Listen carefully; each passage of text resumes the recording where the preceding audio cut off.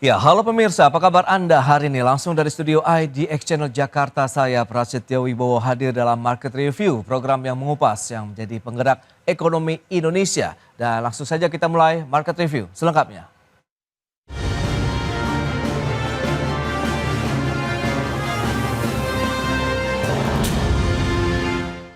Pemerintah memasang target penerapan bahan bakar minyak campuran bioetanol pada tahun 2026. Adapun kebijakan BBM bioetanol 5% tersebut bersifat wajib atau mandatori.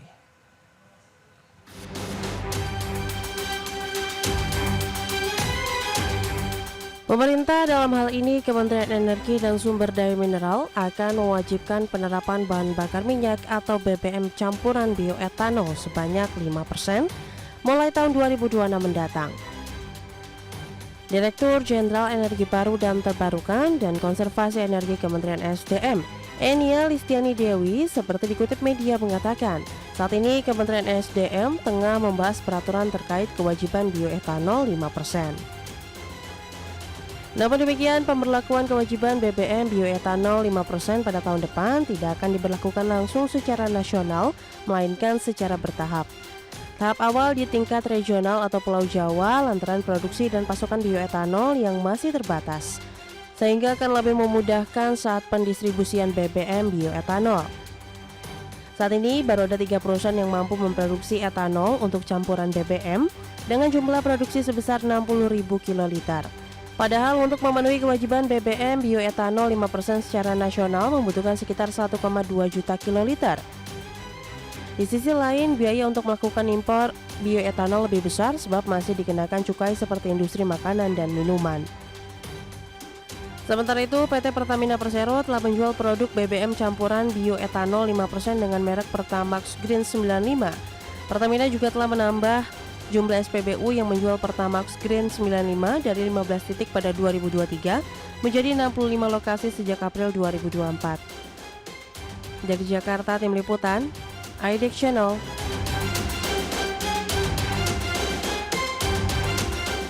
Ya, berikutnya kita simak manfaat dari bioetanol yang dicampurkan dalam BBM gitu sebesar 5% itu apa saja. Selengkapnya bisa Anda saksikan di layar televisi Anda.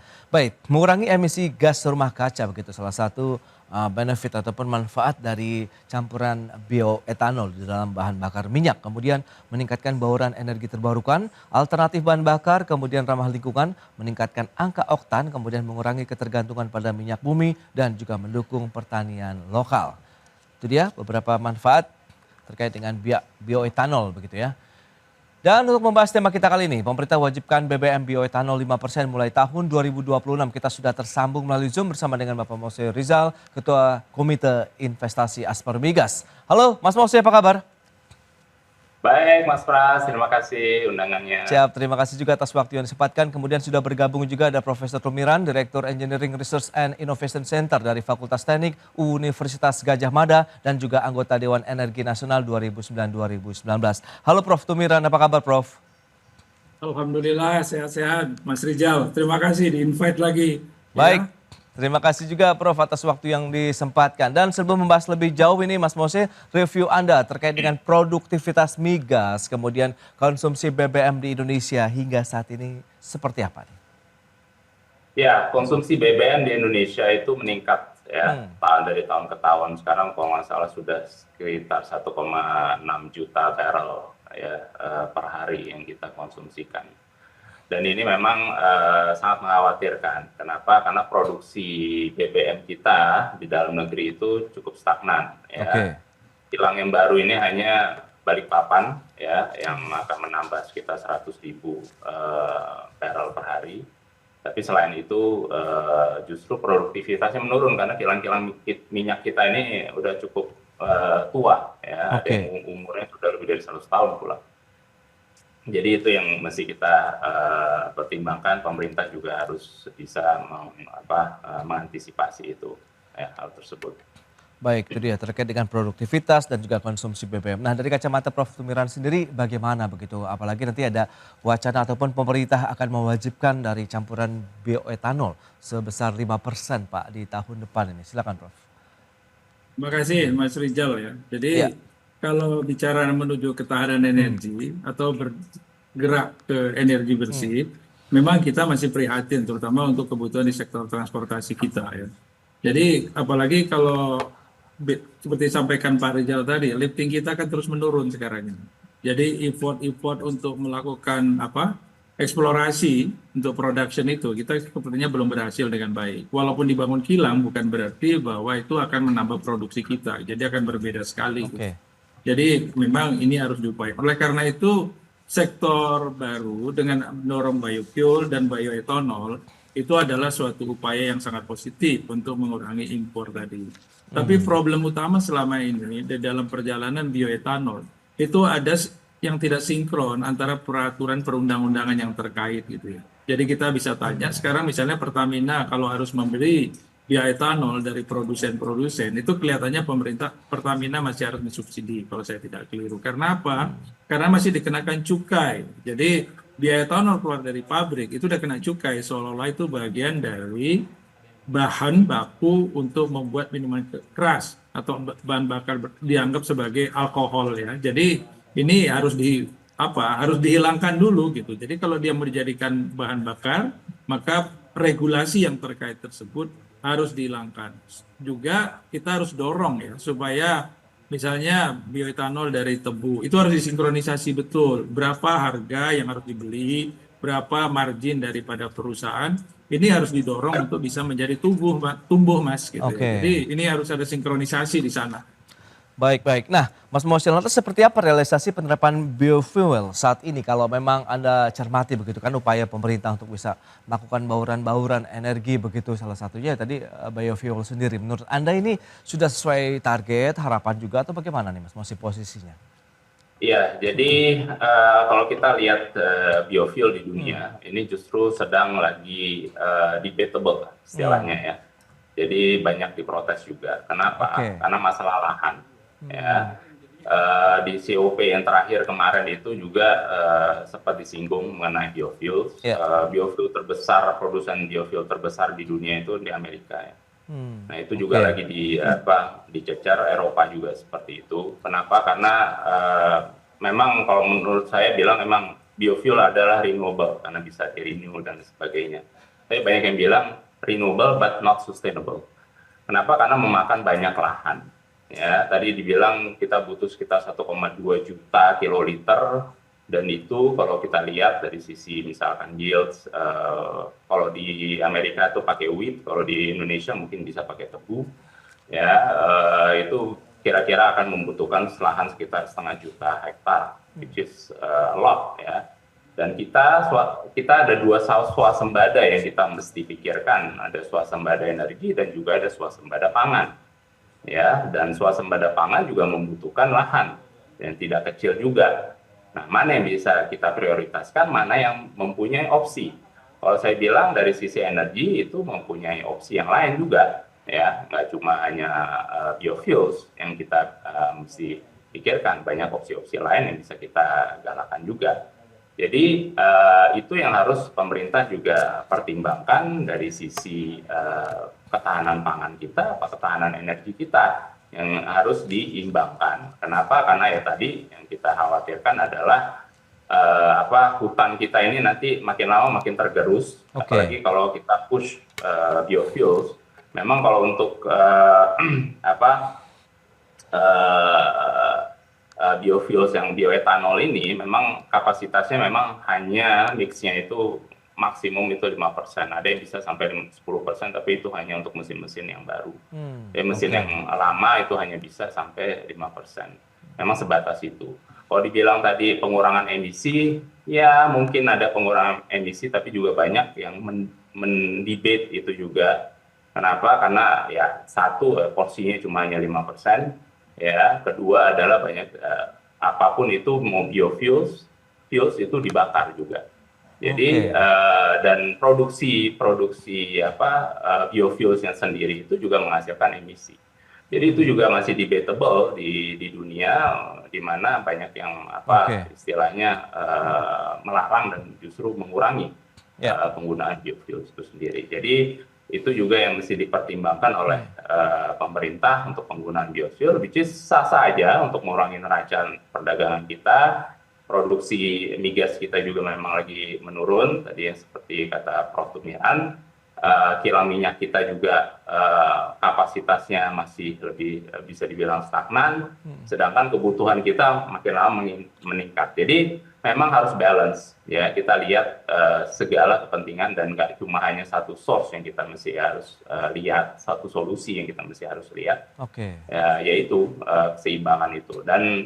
Dan yang penting adalah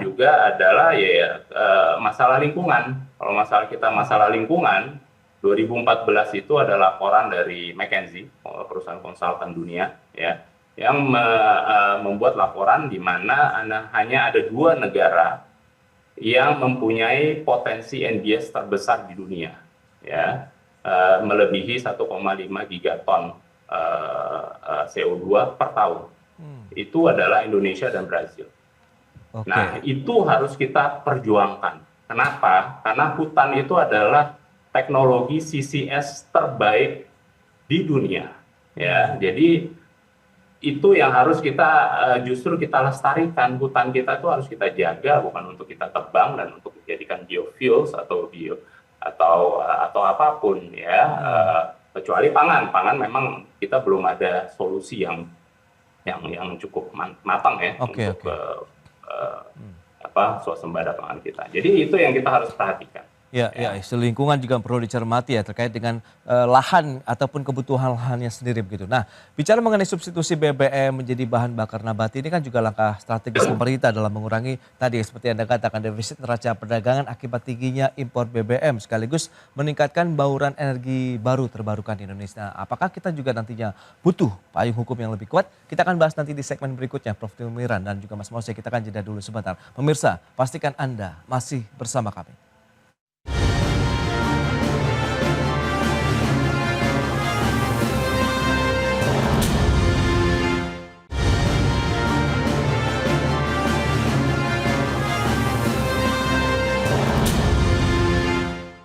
Baik pemirsa, terima kasih Anda masih bergabung bersama kami dalam Market Review dan kita lanjutkan kembali perbincangan bersama dengan Profesor Tumiran, beliau adalah Direktur Engineering Research and Innovation Center Fakultas Teknik UGM dan juga anggota Dewan Energi Nasional 2009-2019. Kemudian juga Mas Mose Rizal, Ketua Komite Investasi Asper Migas. Nah, bicara mengenai substitusi BBM yang menjadi BBN begitu ya, langkah strategis pemerintah untuk mengurangi defisit neraca perdagangan akibat tingginya impor, kemudian meningkatkan bauran energi baru terbarukan di Indonesia. Nah, apakah ini akhirnya juga membutuhkan payung hukum yang lebih kuat lagi nih? Prof. Tumiran mungkin bisa menjelaskan begitu. Jadi saya sedikit nyambung apa yang disampaikan Mas Rizal tadi ya. Jadi sebenarnya yang perlu digerakkan sebelum kita bicara payung hukum di sektor hilir tadi adalah potensi mengkontribusi biofuel ini, apakah biofuelnya atau nabati tadi ya. Ini adalah bagaimana berkontribusi menggerakkan ekonomi, menciptakan lapangan kerja baru, Mas Pras ya. Ini menjadi sangat penting, sangat urgen gitu. Jadi akselerasi substitusi ini menjadi penting. Jadi sebenarnya kalau bertanya kepada ahli-ahli pertanian, itu kita bisa aja meningkatkan produksi sawit, produksi etanol melalui kebun-kebun gula yang ada sekarang. Bagaimana teknologi intensifikasi yang harus ditingkatkan. Ini saya kira Kementerian Pertanian juga harus bekerja lebih maksimal di sektor itu untuk mendorong bagaimana produksi tebu per hektarnya meningkat, produksi sawit per hektarnya juga meningkat. Kita kalau lihat misalnya sawit-sawit apa yang diproduksi oleh petani, itu produksinya tidak maksimal. Bagaimana mereka teknologi memupuk, caranya memupuk, kapan harus memupuk, belum lagi kesulitan mendapat pupuk ya. Rantai pasok untuk mendorong tumbuh itu juga harus dibantu oleh pemerintah gitu. Karena memang mereka masih bekerja secara konvensional gitu. Kemudian untuk tebu juga, ini juga harus dilakukan penataan ulang. Kalau enggak nanti enggak ada lagi orang yang mau bekerja di perkebunan tebu dengan pendapatan seperti yang dirasakan sekarang. Menurut saya regulasi di sektor itu juga harus diatur kalau kita mau mendorong ketahanan. Jadi bisa sedikitlah belajar bagaimana Brazil sukses ya. Bagaimana Brazil berhasil mengembangkan biofuel dan menjadi produsen bioetanol terbesar sekarang. Kita bisa belajar dari mereka bagaimana tata kelola hulu sampai hilir itu mass production. Oke. Nah, Aspermigas sendiri bagaimana posisinya kalau memang ini bisa paralel misalnya begitu untuk bagaimana penguatan energi terbarukan tadi yang dibaurkan misalnya dengan BBM sendiri, sementara di satu sisi kan Aspermigas memproduksi migas juga begitu untuk kebutuhan konsumsi dalam negeri. Ya, jadi ya saya setuju dengan Prof. Tumiran. Memang satu adalah gimana kita meningkatkan produktivitas, ya lahan-lahan yang sudah ada perkebunan tebu, ya apapun itu yang bisa menjadikan biofuels, itu yang ada. Nah itu mesti ditingkatkan. Saya juga agak reluctant untuk membuka lahan baru ya. Saya tidak menganjurkan kita membuka lahan baru, kalaupun itu memang mesti diperlukan, fokuskanlah ke pangan. Jadi kalau kita memang untuk mendorong dari produktivitas, dari misalkan penyerapan tenaga kerja, terus juga industri dalam negeri yang meningkat, ya saya setuju memang harus dikombinasikan juga dengan juga industri-industri lain, mesti ditingkatkan, nggak cuma ini, gitu. Memang ini ada salah satu caranya. Ya, dan biofuels kita juga nggak mesti harus jadi nomor satu kayak seperti Brazil atau di Amerika, ya kita masih banyak potensi lain yang kita bisa terus terang bisa manfaatkan, ya dan ini memang masalah neraca perdagangan, masalah penyerapan tenaga kerja dan lain sebagainya yang mesti memang kita bagaimana kita solusinya ya untuk mengurangi tersebut. Jadi itu yang itu sih saya nggak masalah. Cuma yang tadi saya sampaikan adalah bagaimana kita bisa balance ya energi kita, kebutuhan energi kita memang setiap tahun itu meningkat ya. Jadi apapun itu memang harus memenuhi kebutuhan tersebut karena pertumbuhan ekonomi kita meningkat, juga populasi kita juga meningkat ya sekitar 3-4%, pertumbuhan ekonomi lebih dari 5%. Kemungkinan agak turun tahun ini cuma masih juga di atas 4%. Jadi itu memang harus dibarengi dengan supply energi yang cukup gitu untuk bisa memaintain pertumbuhan tersebut. Jadi yang saya bilang adalah harus kita balance. Jadi nggak cuma hanya satu solusi, kita harus biofuel sebanyak-banyaknya, tapi juga ada solusi lain yang kita bisa manfaatkan ya, seperti misalkan energi nuklir yang sampai saat ini masih mandek ya, karena dari satu sisi energi nuklir itu ada energi yang bisa dibilang salah satu yang paling terendah dari sisi carbon footprint-nya, dari sisi area yang digunakannya, sedangkan bisa menghasilkan base load electricity yang cukup besar dan cukup stabil dengan capacity factor 95%. Kalau kita bandingkan dengan biofuels itu kayak misalkan kayak juga pembangkit listrik tenaga diesel kan, ya, atau kalau misalkan kita bicara kelistrikan ya, itu hanya menghasilkan sekitar 60-70% capacity factor. Ya, sedangkan nuklir itu jauh lebih potensial. Nah itu kombinasi yang bisa kita kembangkan juga kalau kita memang mau menuju energi bersih. Jadi renewable bukan yang terbersih, ya energi bersih itu macam-macam, ya termasuk juga energi nuklir. Baik. Potensi PLTS, potensi PLTG, geothermal dan lain sebagainya juga mesti harus kita push, kembangkan juga. Jadi the right balance is itu yang necessary ya. Tidak hanya ada satu solusi untuk ini semua. Baik, itu masih menjadi alternatif lain begitu yang tersedia saat ini di Indonesia begitu untuk sumber energi Indonesia. Nah, Prof. Tumiran sendiri bagaimana? Seberapa urgent juga akhirnya memang bahwa bauran energi terbarukan begitu dalam produksi BBM kita begitu, meskipun ada yang sudah dijual juga begitu ya, campuran etanol 5% ini yang saat ini sudah dipasarkan ke konsumen. Anda melihat seberapa urgent, kemudian bagaimana dengan potensi-potensi lain yang perlu dikembangkan atau yang seperti Mas Moses sampaikan, kalau bisa sih paralel. Tapi kalau paralel kan butuh dana yang tidak sedikit begitu ya Prof, silakan. Ya, saya sepakat dengan Mas Rizal ya. Jadi memang kita kalau mau menuju ketahanan energi, pemanfaatan pengembangan biofuel ini adalah menjadi salah satu komponen untuk substitusi terhadap BBM. Tetapi di sektor kelistrikan kita juga harus bergerak. Ya, misalnya untuk Indonesia Timur ya, itu kan karena masih banyak menggunakan mesin diesel. Nah, ini kan harus dikurangi. Bagaimana misalnya mendorong penciptaan lapangan kerja, kita dorong memanfaatkan hutan tanaman industri, Oke. hutan tidak ditebang tapi ditanam ulang, kemudian kayunya dimanfaatkan untuk pembangkit-pembangkit listrik di wilayah Indonesia Tengah dan Timur dan kepulauan-kepulauan. Sehingga nggak perlu mengangkati BBM itu Mas Pras ya. Dan Oke. juga harapannya menciptakan lapangan kerja baru. Jadi inilah yang sebenarnya kemarin dicanangkan misalnya oleh Presiden Prabowo bahwa sektor energi bagaimana mendorong kontribusi pertumbuhan 8%, maka kita harus bedah satu-satu. Bagaimana instrumen, bagaimana eksekusinya, siapa pelaksananya. Ya. Itu harus jelas terukur gitu ya. Kemudian kita misalnya tadi mau biofuel.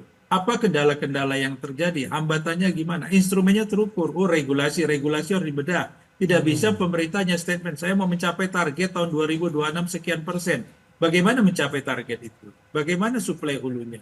Itu kalau saya udah pernah lihat jalan-jalan, itu kompleksitasnya sangat tinggi gitu ya. Jadi Oke. nggak bisa seorang level dirjen hanya mengambil decision untuk menyelesaikan ya paling nanti hanya dalam bentuk statement gitu ya.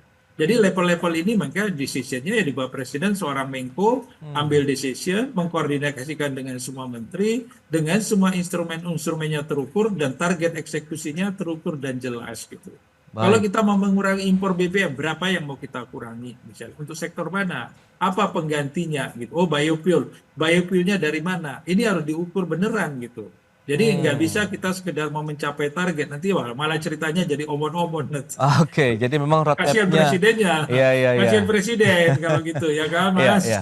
Betul, Prof. Jadi memang harus jelas begitu roadmap-nya, kemudian bagaimana timeline-nya sendiri begitu ya untuk mencapai bagaimana mandatory E5 ini bisa dilakukan. Meskipun ini infonya bertahap di Pulau Jawa dulu. Kita akan bahas lebih jauh nanti di segmen berikutnya, Prof. Tumiran dan juga Mas Mose. Kita akan jeda kembali sebentar. Dan pemirsa, kami akan segera kembali usai pariwara berikut ini.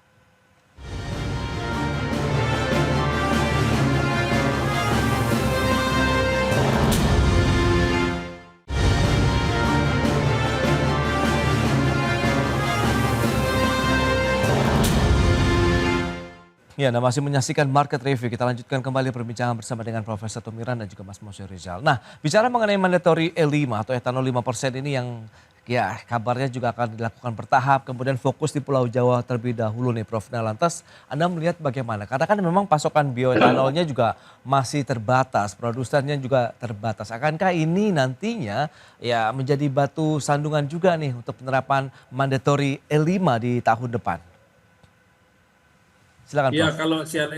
kalau untuk mandatori ini, jadi yang harus dibedah dulu masalah pricing ya. Oke. Pricing pembelian etanol itu jangan sampai nanti Pertamina berdarah-darah gitu. Ini harus kalau berdarah-darah larinya ya menjadi subsidi pemerintah lagi. Jadi harus dihindarkan gitu ya. Jadi artinya dapat masuk kantong kanan, pindah kantong kiri yang selalu berjalan itu harus dihindarkan gitu.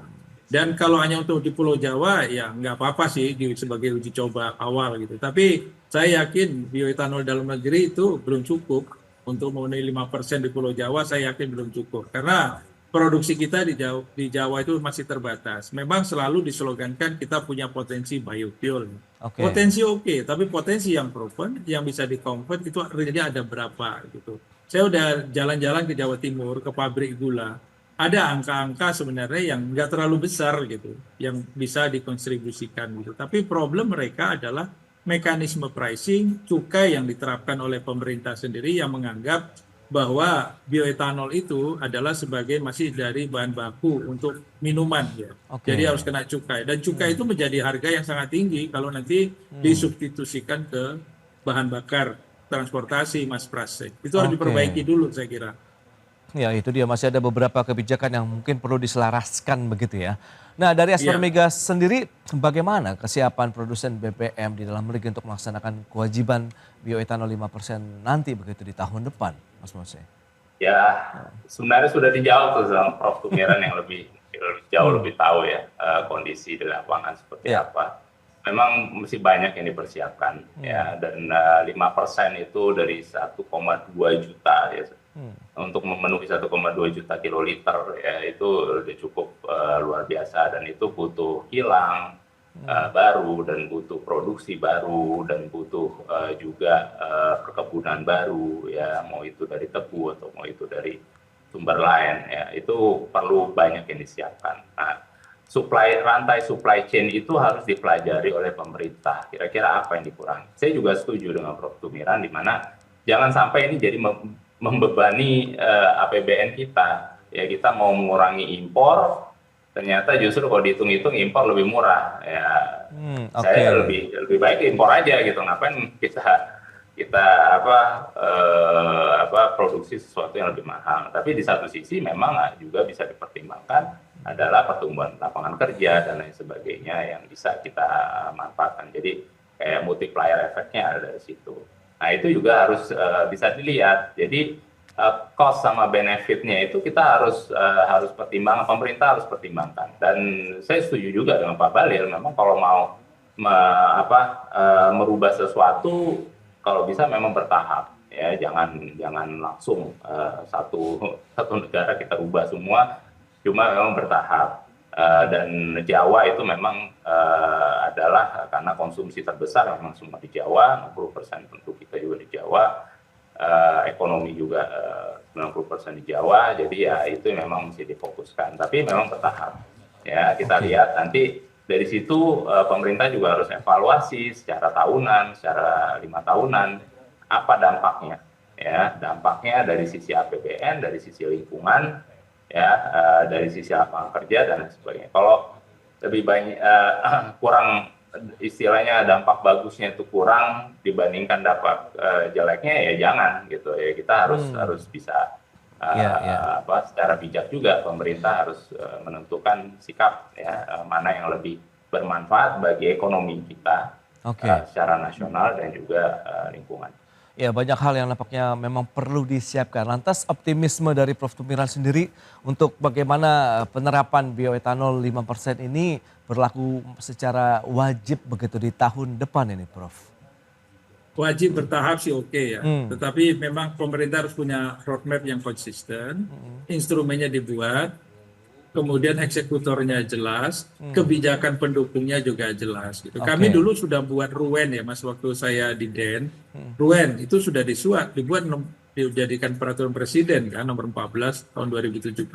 Saya kira pemerintah berpegang dari situ dulu sudah dibahas betul, disetujui oleh presiden. Siapa eksekutor untuk mencapai target-target itu ada, kebijakannya bagaimana ada ya. Harapannya coba pemerintah lah. Kemudian Pak Bahlil kan sebagai ketua harian DEN, coba diperhatikan kembali bagaimana guidance yang ada di sana.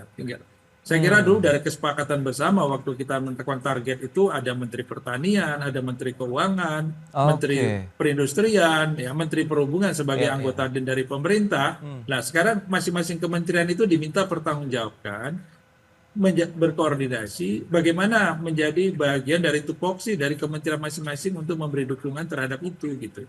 Jadi pegangan itu sebenarnya sudah ada. Teman DEN itu bisa menyelesaikan itu sebenarnya, dikoordinasikan dengan jabatan Pak Bahlil sebagai ketua harian DEN. Beliau itu mempunyai hak untuk mengkoordinasikan antar kementerian untuk mencapai target tersebut. Tidak usah dikerjakan sendiri gitu. Jadi saya kira positif untuk bisa dikerjakan. Asal jangan dilupakan aja apa yang sudah sudah disusun, membuat kebijakan baru yang instrumennya belum terukur. Nah, ini kan akan tidak tereksekusi nanti gitu. Oke, berarti memang kita harus sedikit flashback ke belakang untuk bagaimana melihat lagi nih aturan-aturan yang sudah ada sebelumnya, kemudian seperti apa realisasinya, implementasinya di lapangan, apakah sudah sesuai, kemudian baru mungkin dimodifikasi, disesuaikan dengan kondisi yang ada saat ini begitu ya Prof, untuk bagaimana kita mewujudkan. Kira-kira demikian lah ya. Saya kira demikian lah ya. Termasuk masalah lifting minyak, pembangunan kilang ya, dulu cadangan penyangga energi, kita udah buatkan semua dulu. Saya kira udah bicara sama teman-teman Mas Pramigas segala dulu. Kita udah bicara diskusi gimana sebaiknya ke depan membangun ketahanan energi kita dengan kesadaran lifting kita yang terus menurun. Nah, itu masukan teman-teman itu sangat banyak sekali, sangat berarti kita tuangkanlah di dalam peraturan presiden tersebut. Oke, baik Prof. Tumiran. Semoga itu memang nanti akan menjadi salah satu juga hal yang diperhatikan juga oleh pemerintah begitu dalam menentukan kebijakan, mengingat ini sudah pertengahan tahun 2025, tinggal sedikit lagi kita mencapai tahun 2026. Prof. Tumiran, kemudian Mas Mose, terima kasih banyak atas informasi, update, insight yang diberikan kepada pemirsa IDX Channel pada hari ini. Selamat melanjutkan aktivitas Anda kembali. Salam sehat, sampai berjumpa kembali Prof. Terima kasih Mas Mose. Terima kasih. Assalamualaikum warahmatullahi wabarakatuh. Terima kasih Mas. Baik pemirsa, jangan beranjak dari tempat Anda karena sesaat lagi kami masih akan kembali tentunya dengan informasi menarik lainnya terkait dengan tahun 2025. Potensi ekonomi digital Indonesia bisa mencapai 2.100 triliun rupiah.